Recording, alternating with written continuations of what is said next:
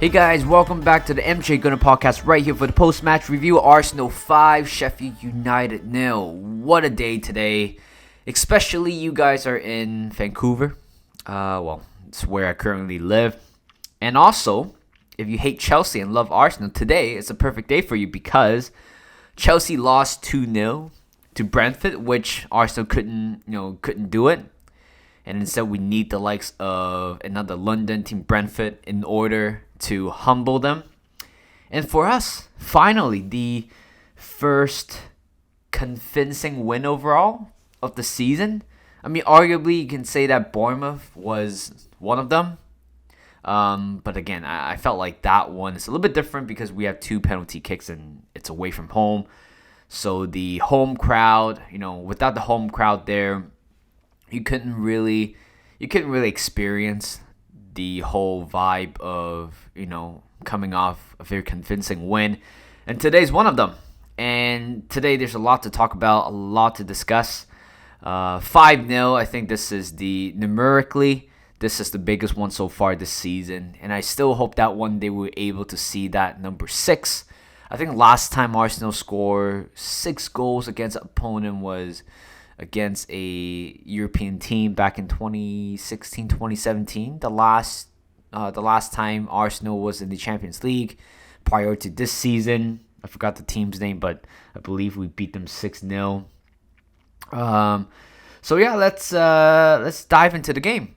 Starting 11 today, I was kind of expecting a few changes. We came off a very good win against Sevilla. And we're having West Ham in the weekdays, and also Newcastle United away next week. So certainly some of the players need to be rested. And of course, we received the news where Thomas Partey is going to be out for a few weeks from a thigh injury. I think at this point, if Partey leaves, if we're able to cash him in, in January. Like if we knew that Partey was that injury prone so far in the season, then I wouldn't mind selling him in the summer.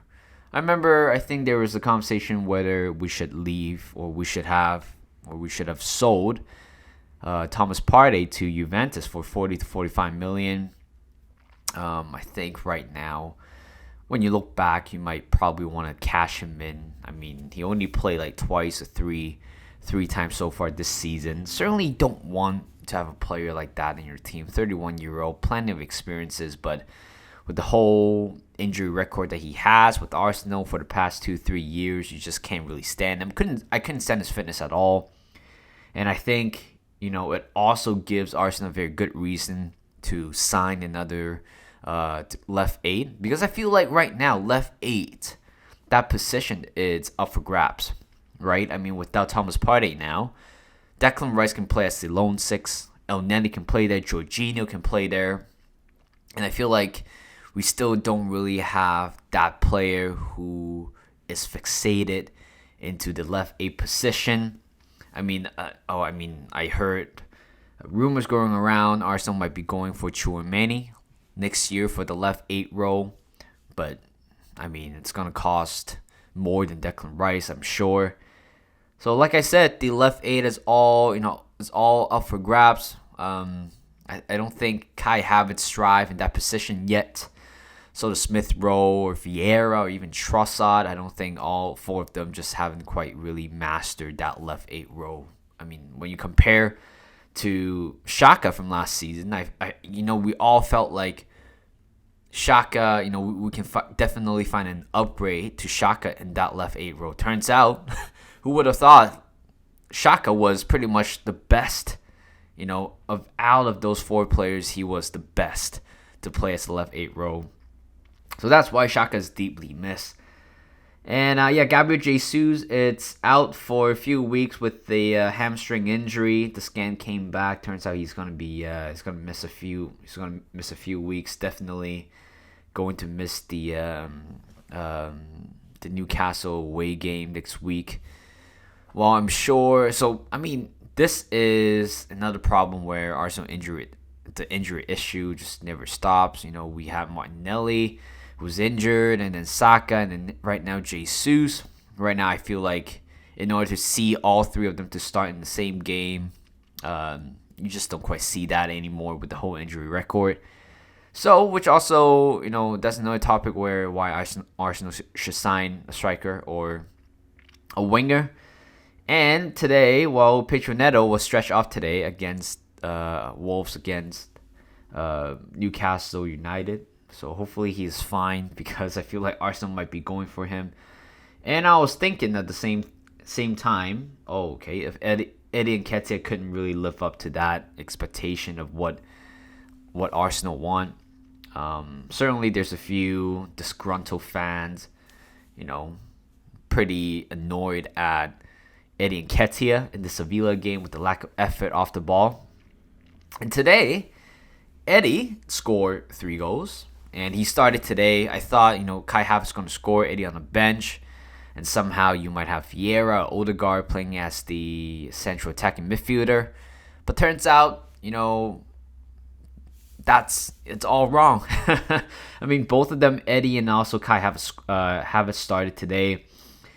And the fact that this is the game where it's against Sheffield United, they have been really, really bad. At the start of the campaign, no doubt, I still think they might be getting relegated very soon. And I still stand by that. And this is the game where I feel like goal difference is such a big thing. Like, goal difference needs to be, a topic that needs to be discussed. You saw the likes of Newcastle beating them 8-0. And we did it 5-0, which is good enough because I feel like in a game like this, you know that you're going to win the game, but fine. Like, you need to win the game, but you just need to show people how convincing you are. In a game like this, it's all about goal difference. You can see the likes of, Spurs, big teams, Liverpool, Man City. In games like this, they wouldn't drop their head no matter what. They would keep on scoring after one goal and one goal and one goal.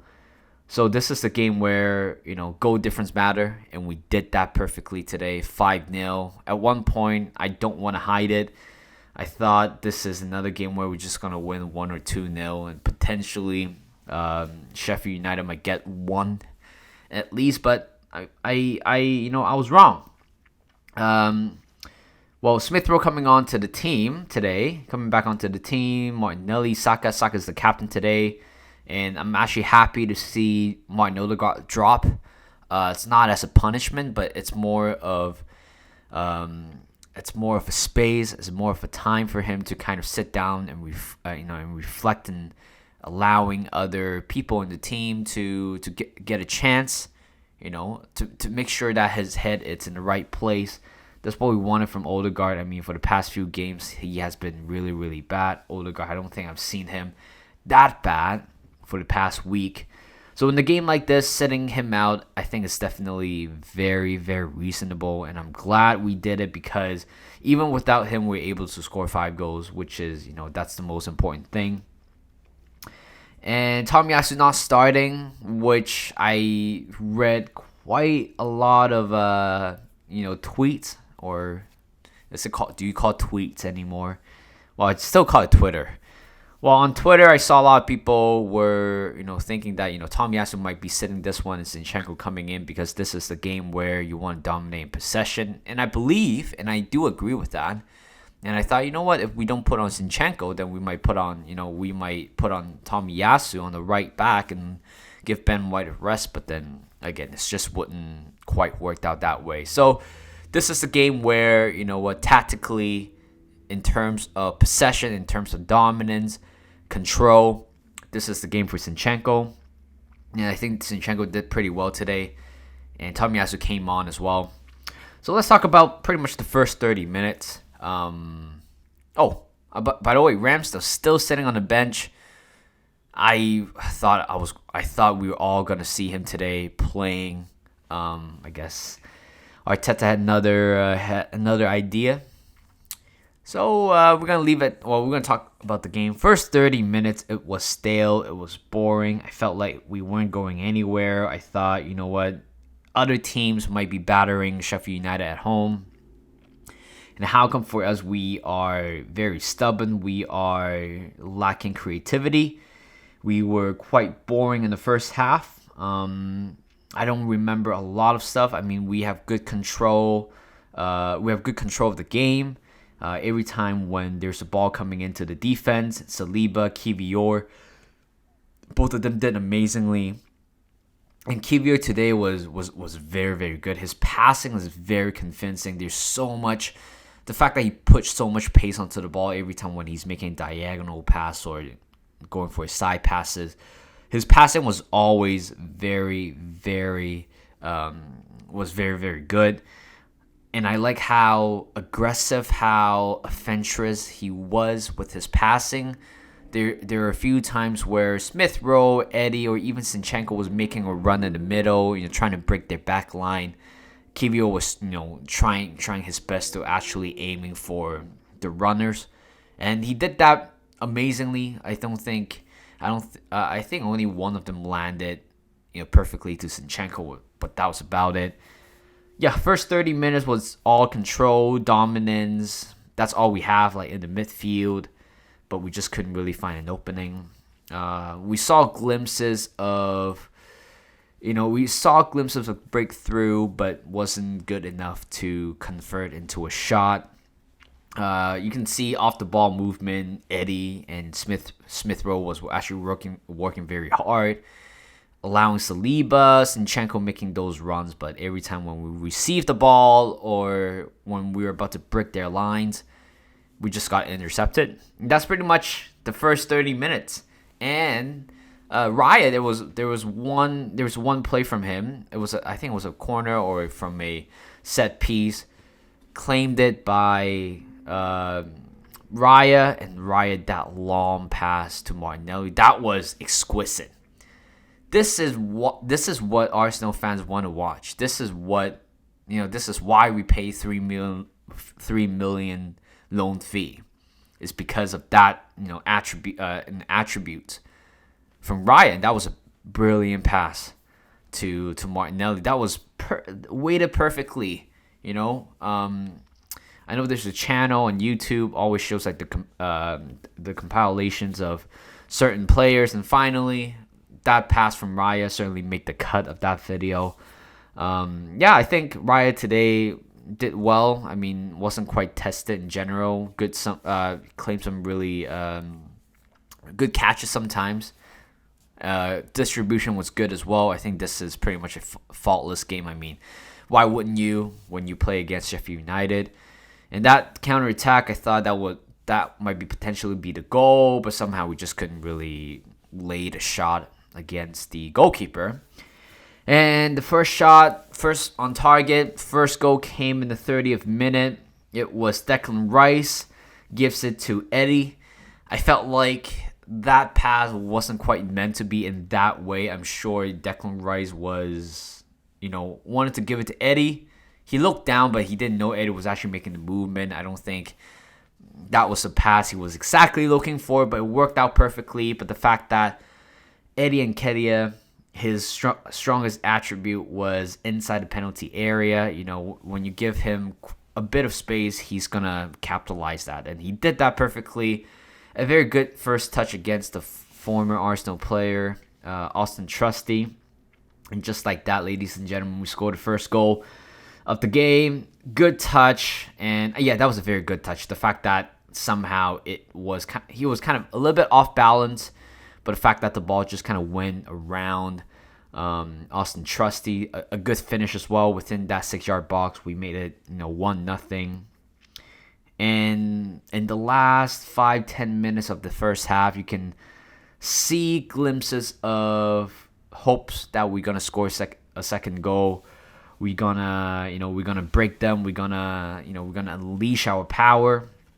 There's a few one as well, but I think it was there's a few times where I felt like, Arsenal should have probably taken more chances by taking more shots, but we didn't. It's fine. Going to halftime 1-0.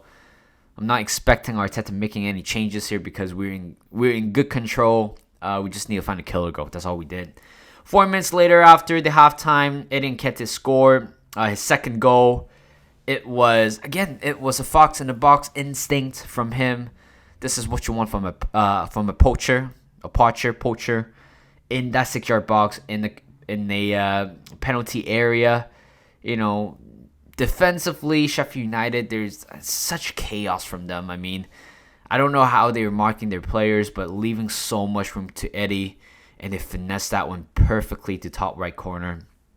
And we're having a 2-0 up.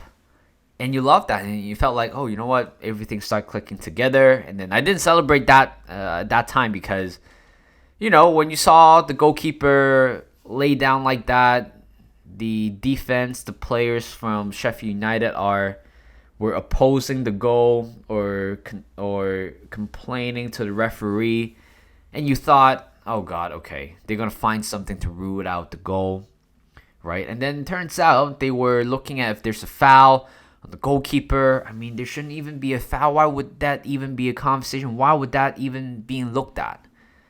It was, I don't know. I mean, I like for the VAR thing. Like, I don't know what constitute a goal anymore. I don't know what constitute to be a handball, to be a foul anymore in the box. Thank God it was clear, but the last time they checked was so stupid. The fact that they were thinking Ben White was blocking the vision, blocking, you know, the diving path from the goal, and it was like, are you stupid? Like, look at the way how Eddie was striking that goal. From that 6-yard area, he blasted to top right corner. And how would you expect a goalkeeper to make a save like that? Like, physically, like in terms of physics, geometry, you guys do the math with the pace of that goal, and also the area was being covered in that, you know, in that goalie net was very slim. I mean, Eddie's gonna score that one anyway, regardless if the goalkeeper has a clear vision, he was still gonna score that goal, and Eddie did that perfectly, and I have no clue why that was being looked at, but I'm glad it was check complete. It was a goal. Later on, 6 minutes in, out of nowhere, Eddie Nketiah scores. Ooh. Is this the goal of the season from Eddie? Well, not from Eddie, from Arsenal. I think it is, because I don't think anybody was expecting Eddie Nketiah to pull out such a great trick, such a good, powerful shot like that. I don't think anybody would have expected that from Eddie. We all know he is a fox in the box, you know, lurking around in the penalty area, you know, find an opportunity to score, but nobody would have expected him to score a goal like that. Oh, that was a brilliant goal. The fact that he wasn't quite looking at the goal when he first touched the ball. He just felt like, you know what, when he had the room from that 25 yard out, he just needs to blast it and hopefully finding the corner. He did that perfectly. I have to watch that goal in all different angles just to make sure that, oh my God, this is such an amazing goal from Eddie. And his first hat-trick. Is this the first hat-trick in the Premier League? I don't know if he has scored a hat-trick in the Carabao Cup before. I'm sure he did. Maybe a couple years ago. But this, I think he did against, I forgot which team it was. But doesn't matter. That shouldn't be a conversation because it's the Sheffield United game. And that was the first Premier League hat-trick for Eddie. Congratulations to him. And this is a big game for Eddie, because right now without Jesus for a couple of weeks, maybe a month, depends on the extent of the injury. You need that confidence from Eddie. You need him to strive. You need him to perform at the highest level for the next few games. And I know Eddie has a pretty good fitness record. So whenever he's gonna start, you know, the next game, Newcastle United, or the next game against Seville, I want him to get the feeling from today. That shows how good Eddie was. Fourth goal, it was a penalty. I don't know that's the most frustrating thing, you know. I mean, from the TV, I don't know, from every angle that looks like a penalty or that looks like a foul regardless. I mean, Norwood didn't really catch the ball at all. Vieira got in. You know, it was a lucky bounce off Trossard, it was a very instinctive reaction from Vieira. Got the ball being taken out in the box. Do a little bit of acting skills in there as well, which you love that because it makes the referee to second doubt his decision. And again, another VAR call which it took so long to clear it because from all the angles, it looks like when the tackle was made, it was inside the box. Second of all, it was a foul regardless. So, and then that was 80th minute. Vieira taking the penalty. I knew Vieira was going to take the penalty. I know Eddie's probably don't want to go for that fourth goal. Want to give potential, giving a chance to Kai Havertz, Reese, or even Vieira, who hasn't scored so far this season, except the latter two. Vieira slots at home. I just saw that. I think yesterday I saw he and his partner was expecting a baby. So that one is a very nice touch from him. That goal was dedicated to the baby and to his partner. So congratulations to him. It was a good penalty right down the middle. And later on in the last, and then 10 minutes at a time, and I was like, oh God, please, because I feel like that 10 minutes, at one point we're gonna concede one very silly goal.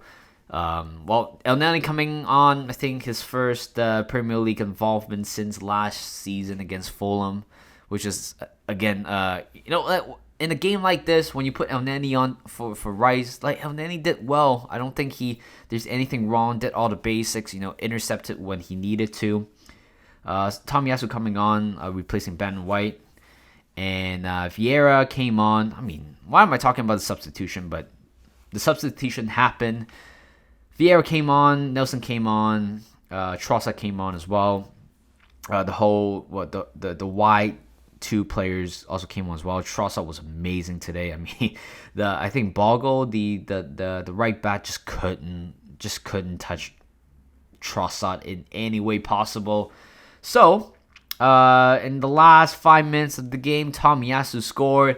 This goal kind of reminded me of the Wolves game where Kivior scored. It was an awkward bounce in the air. Kivior and Tomiyasu, they have the same height. Somehow found that little bounce off the ground, and all they had to do is just stuck the leg there. And Tomiyasu scored, and I'm very happy for him. You can see how happy everybody was. Even on the bench, Declan Rice, Smith Rowe, Jorginho, Saka, they're all standing up, clapping for him, showing. I think today it's Tomiyasu's 50th Premier League appearance. I think this goal it's been long overdue. I felt like Tomiyasu should have probably scored a couple of goals before to today, but it shows how much this goal means to him, and the fact that seeing Trossard, everybody, everybody who's who were on the pitch was so delighted for him because I think he deserved it. And I just read it on Instagram. This goal actually dedicated to his late mother who passed away last season. So it's another great touch for Tomiyasu, and I'm glad he got his goal. That is it. 5-0 in the end. 5-0 win against Sheffield United. You cannot ask a much easier game than that.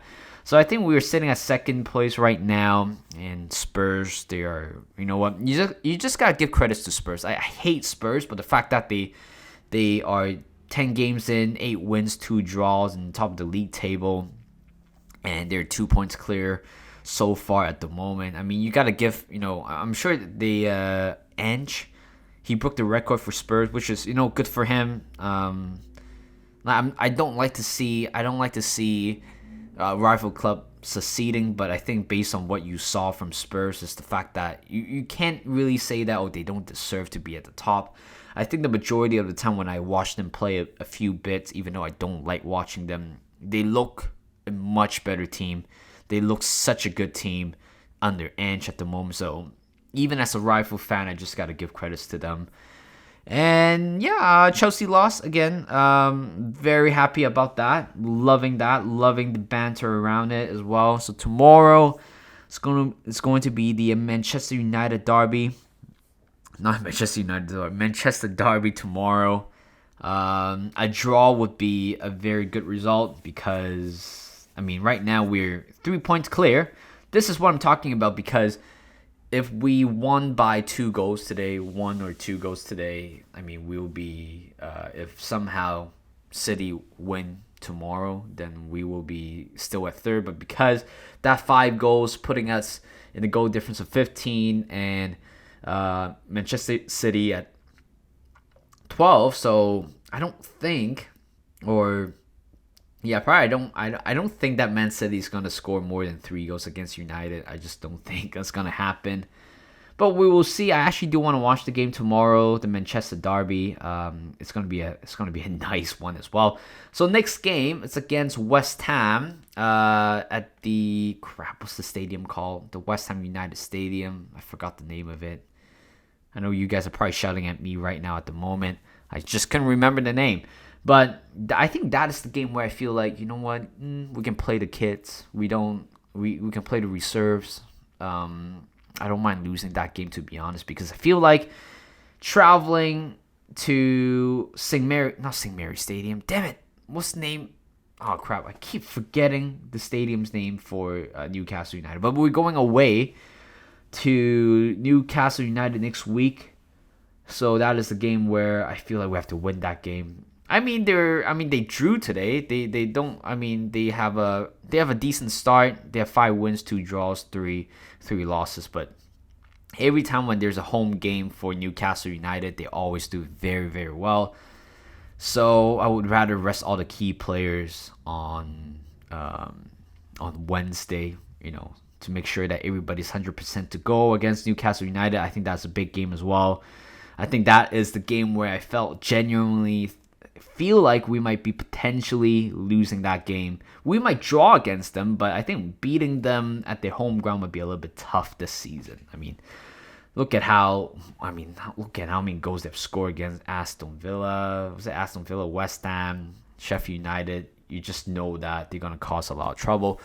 So, yeah, that is it for today's podcast. Thank you guys for tuning in. Thank you guys for listening wherever you guys are listening from. YouTube, Spotify, Acast, wherever. Hope you guys are doing a good day today. And also do all the good stuff to the channel. And I'll see you guys in a bit.